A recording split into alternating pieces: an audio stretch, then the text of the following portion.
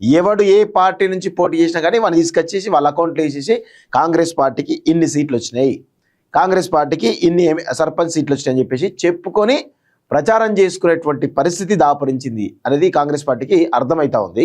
So Telangana రాష్ట్రంలో ఇక సర్పంచ్ ఎన్నికలకు సంబంధించినటువంటి ప్రచార పర్వానికి చాలా పెద్ద ఎత్తున ప్రచారం జరుగుతూ ఉంది. ఆ ముఖ్యమంత్రి నేరుగా రంగంలోకి దిగి ప్రచారం చేస్తూ ఉన్నారంటే కాంగ్రెస్ పార్టీ పరిస్థితి ఏ విధంగా ఉంది గ్రౌండ్లో అనేది చాలా స్పష్టంగా మనం అయితే అర్థం చేసుకోవచ్చు.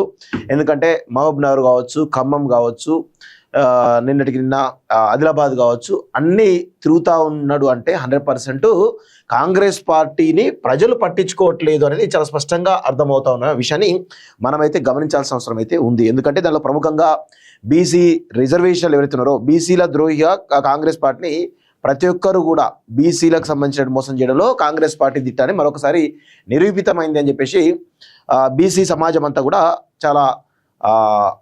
చాలా ఆక్రోషంతో కాంగ్రెస్ పార్టీ పైన ఉన్నట్టు తెలుస్తూ ఉంది. సో దానికి సంబంధించి సర్పంచ్కి సంబంధించినటువంటి సీట్లలో గుర్తు ఉండదు కాబట్టి వీళ్ళకు ఉండే అడ్వాంటేజ్ ఏంటంటే ఎవడు ఏ పార్టీ నుంచి పోటీ చేసినా కానీ వాళ్ళు తీసుకొచ్చేసి వాళ్ళ అకౌంట్లో వేసేసి కాంగ్రెస్ పార్టీకి ఇన్ని సీట్లు వచ్చినాయి, కాంగ్రెస్ పార్టీకి ఇన్ని సర్పంచ్ సీట్లు వచ్చినాయని చెప్పేసి చెప్పుకొని ప్రచారం చేసుకునేటువంటి పరిస్థితి దాపురించింది అనేది కాంగ్రెస్ పార్టీకి అర్థమవుతా ఉంది.